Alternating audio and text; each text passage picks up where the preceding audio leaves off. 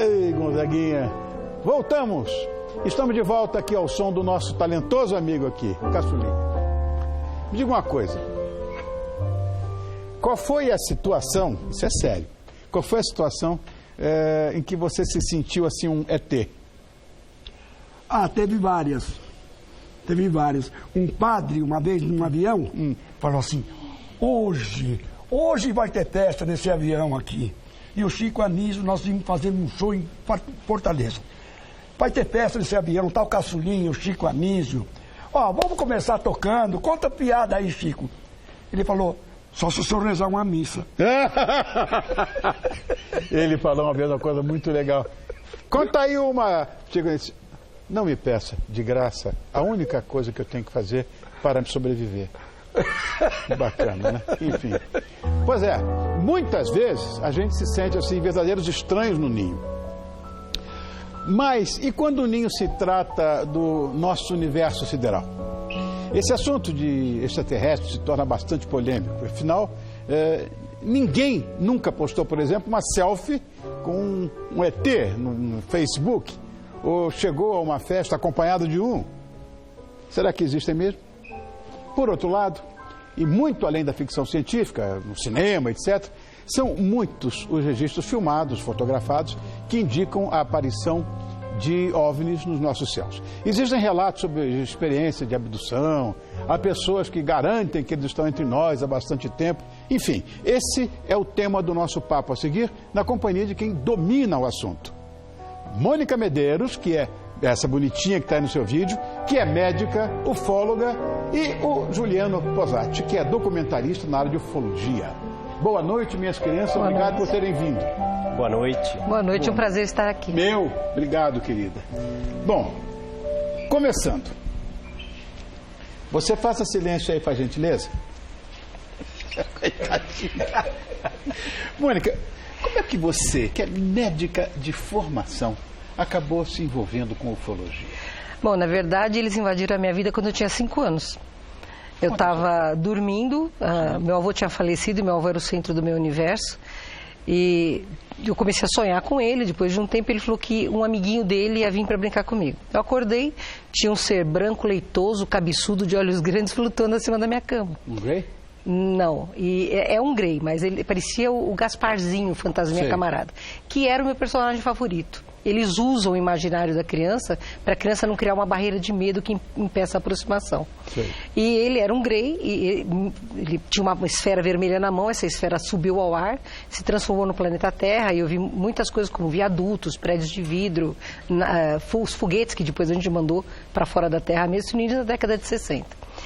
E a partir daí eu comecei a ser abduzida por eles, e dos 5 aos 13 eu tive uma convivência estreita, frequente com eles. Ninguém acreditava. A minha família, quando eu comecei a falar, disse que inicialmente eu era uma criança com imaginação fértil, aí eu me tornei uma criança mentirosa, então eu parei de falar. Não tinha como notícia, você não tinha onde estudar isso, eu era muito criança. E eles retornaram para a minha vida em 2003. E aí eu já tinha... A minha formação já era médica formada, eu sou cética, porque a medicina ensina a gente a ter os pés firmemente no chão, mas eu também sou espírita, eu já tinha um trabalho numa entidade filantrópica que eu tinha criado. E aí eles voltaram em 2003, eu estava em casa com a minha tia, 33 gatos e 8 cachorros, estava tomando banho, abandonavam na minha porta, né? Não ia abandonar. Eu estava tomando banho e a minha Beagle começou a uivar. Eu desliguei o chuveiro, me enrolei na toalha, saí para o corredor para entrar na suíte da minha tia. Tinha um ser alto, feminino, de uns 2,5 metros de altura, mais ou menos, um cabelo na altura do ombro, vestindo uma roupa de mergulho. Ela levantou a mão esquerda assim, por telepatia, ela falou saudações. Eu falei a frase da minha vida, né? Abdução de toalha, não. E aí ela começou a conversar, falou que te trazia uma proposta de trabalho conjunta, onde eles traziam um método diferente de cura do nosso povo e, em troca, eu deveria divulgar qual era a missão deles entre nós terrestres. Qual é a sua missão? É nos ajudar a superar o medo, para que a gente possa voltar à família cósmica. Bom, Juliano, você agora. Na verdade, são muitos registros de objetos estranhos no céu. Eu sou aviador. E eu vi muita coisa, inclusive por parte até de colegas meus aviadores. No Egito, por exemplo, né, a história da humanidade está muito ligada a essas coisas, a ufologia, desde aquela época. Há grandes controvérsias e tudo. Esse programa, acho que os astronautas do passado que passam não sei qual dessas TVs a cabo, é muito interessante porque os apaixonados por arqueologia, como é o meu caso, né, eles vão lá para os sumérios e para os egípcios e aqueles seres com asas e tal, e mais essas coisas que são representadas iconograficamente e tal. Eu quero que você me diga essa história. Há quanto tempo você está ligado, né? Mesma pergunta que eu acabei de fazer. Você está ligado em ufologia? Eu perguntei para a Mônica. Estou ligado em ufologia desde 8, 9 anos de idade. Também? A idade da Mônica. Só que o meu avô adorava essas coisas. Adorava. E uma certa noite ele me chama para o quintal e fala, olha, dá uma olhada naquela estrela ali, ela está meio diferente. E parecia uma estrela, era um objeto que estava se movendo. E só que de repente ele fazia curvas que não casavam com aviões ou com helicópteros, nem nada disso. E a gente ficou ali observando, meu avô adorava ufologia. Até que esse objeto faz um 8 e some, uma velocidade incrível. E a partir daquele dia eu fiquei assim, aquilo começou a me provocar.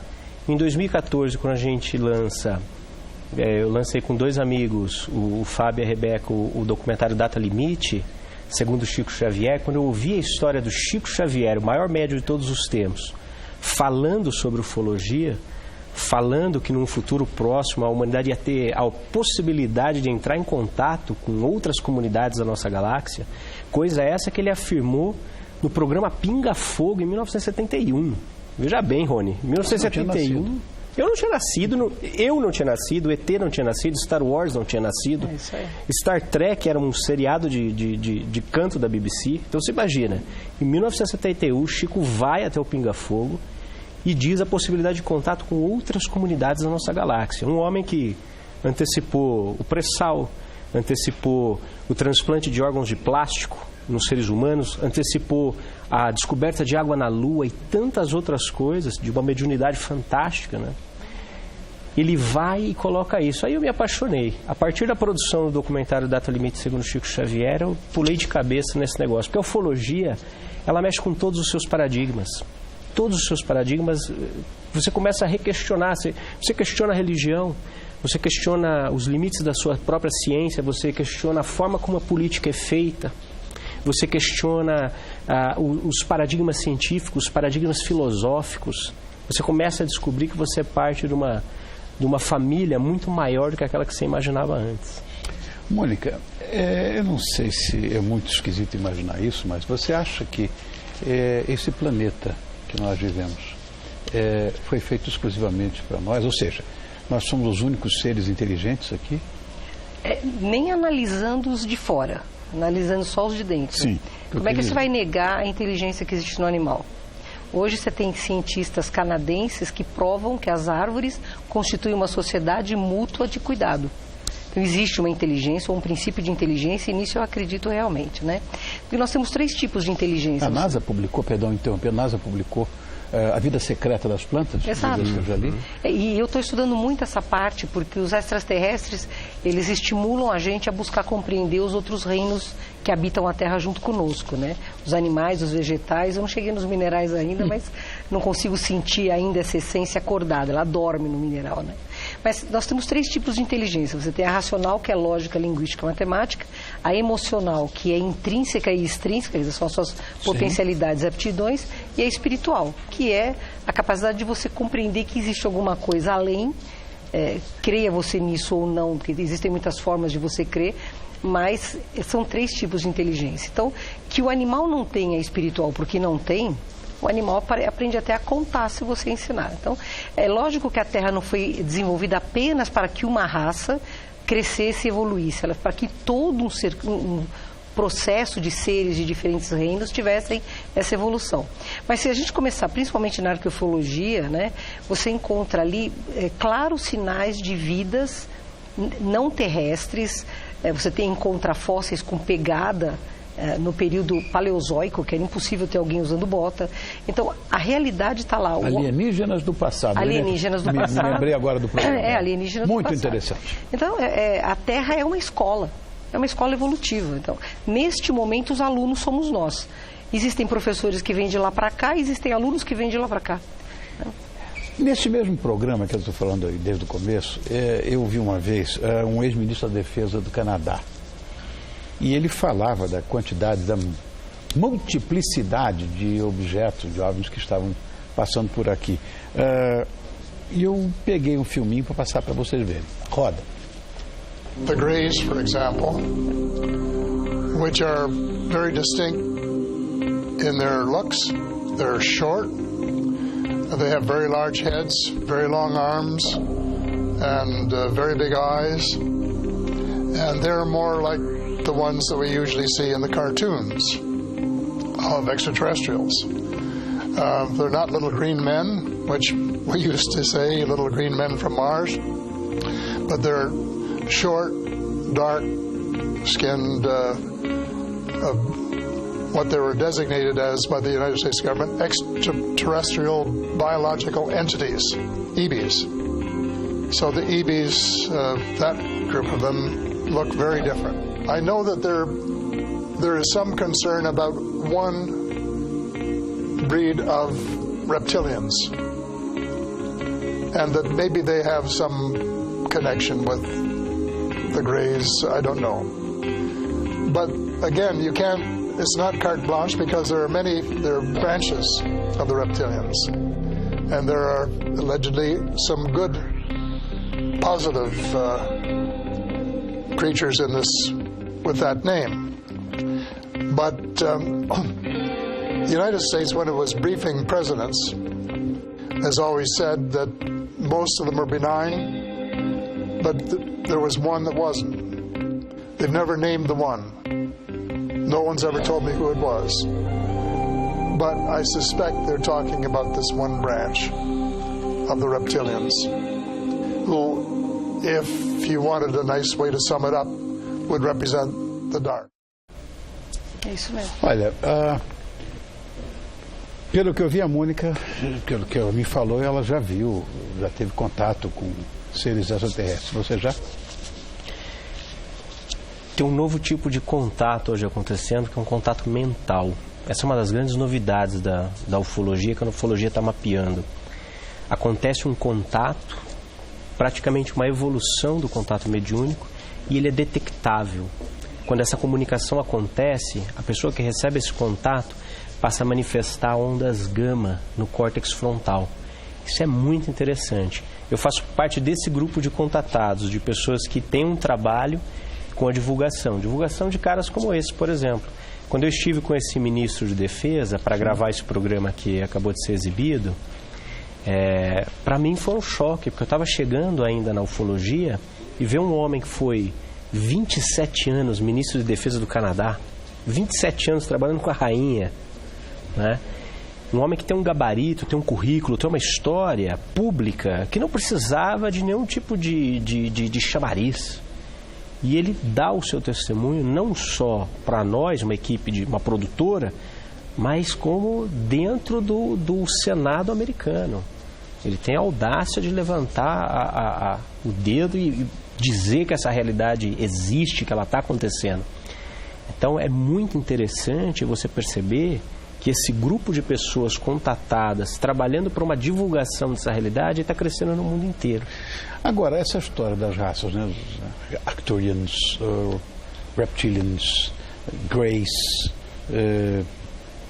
Pleiadians, tem um monte de raças, né? Sim. Acho que tem as fotografias aí, tem, né? As fotos. Se tiver, joga no ar. Tá, isso é Grey. Não, os Greys são os mais comuns, né? É o ET popular. E na verdade, eles são... é uma raça que perdeu a diversidade biológica por excesso de clonagem. Sei. Então, o interesse deles em vir para cá é realmente, através do DNA raiz da humanidade, readquirir a possibilidade de sobrevivência da raça deles. Sim. Então, como o padrão moral deles é muito similar ao nosso, e eles têm corpo físico como o nosso, é lógico, morfologicamente diferente, mas Sim. denso como o nosso é. Por isso que ele é o ET que a gente vê mais. Eles são os responsáveis por realizar os processos de abdução. Exatamente por serem físicos, por serem moralmente Como é esse similares a nós. processo de abdução? Então, é como se fosse um namoro, né? Primeiro, arcturiano aí, ó. Esse é um arcturiano. Então, são os adâmicos. Nós somos adâmicos. Sim. Então, existem adâmicos. Os arcturianos são, alguns orianos são, os pleiadianos Só que temos são. 5 dedos, né? E arcturiano só tem 3, né? Então, os pleiadianos são bem parecidos conosco. A diferença é que eles são bem mais altos e magros. Os ETs, de modo geral, são bem finos, bem delgados. E tem os reptilianos, como ele falou, né? Os draconianos que é a parte escura dessa equação, né? Mas você tem reptilianos, você tem aquilinos, você tem alguns que são visivelmente originários de aves. Tem ofídeos. Lá na Jordânia eu tive contato com ofídeos, né? Então são seres muito diferentes. Tem insetóides. E os insetóides, a gente está começando agora a pesquisar mais profundamente os abduzidos. Tipo louva-a-Deus, aquelas coisas. Tipo louva-a-Deus, é sério, eles estão por trás de muitos processos de hibridização, de estudo para criar uma nova raça humana mais aperfeiçoada no seu sistema emocional, que é o sistema límbico, entendeu? Então, assim, quando você vai ter um processo de abdução, eles estudam o objeto, que na verdade eles nos identificam pelo nosso DNA. Eles dizem que o nosso DNA tem um som e uma cor específicos, uma frequência de onda específica, é por eles que eles nos acham, né?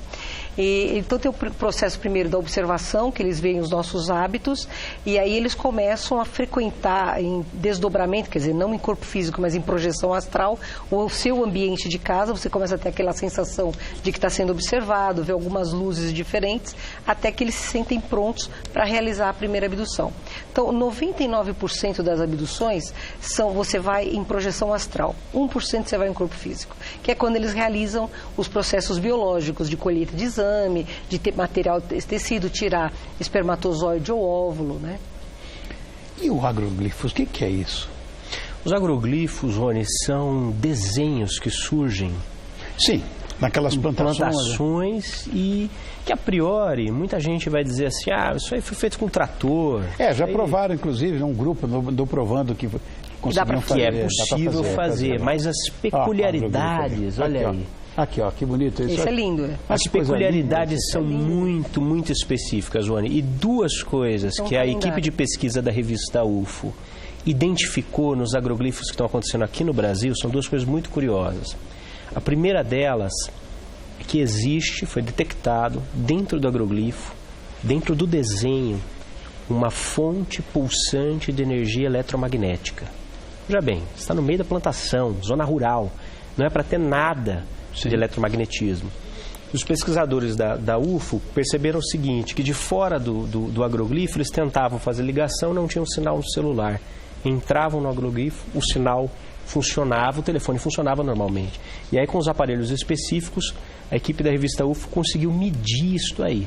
Então, essa é a primeira evidência de que a prova de fraude, não tem como ser fraude, porque você não tem um trator que cria um campo de força eletromagnética. E o segundo detalhe muito interessante é que a equipe colheu amostras de solo de dentro do desenho e de fora do desenho, mandou para análise microbiótica.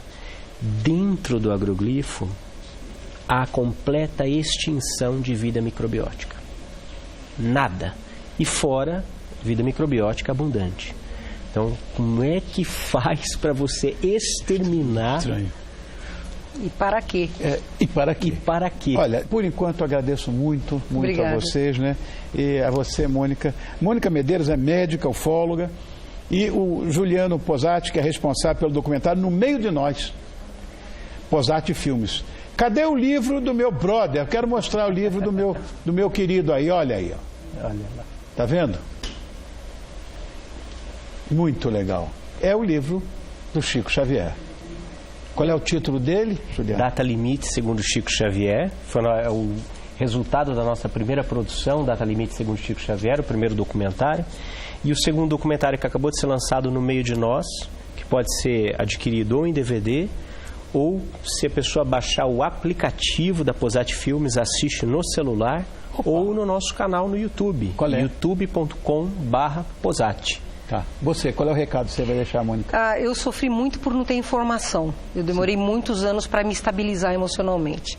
Porque o contato com essas inteligências, por mais benévolas que elas sejam, quebram todos os seus paradigmas. Sim. Então nós temos aqui na Casa do Consolador, na Vila Mariana, o nosso site é casadoconsolador.com.br, um encontro mensal aos sábados de manhã, para ajudar essas pessoas a não perderem a própria dignidade e reencontrarem o seu significado. É tudo gratuito, porque é um centro espiritualista, né? Então, as pessoas que quiserem compartilhar suas experiências ou buscar ajuda, a gente está aberto lá para isso. Obrigado, Mônica. Obrigado, Juliano. Obrigado. Mais uma pauta dessa aí, fala de ufarqueologia, que é coisa tão fascinante. Eu adoro. Obrigado, crianças. Obrigado, meu amor. Obrigada. Obrigado, Juliano. Obrigado. Um abraço grande para vocês.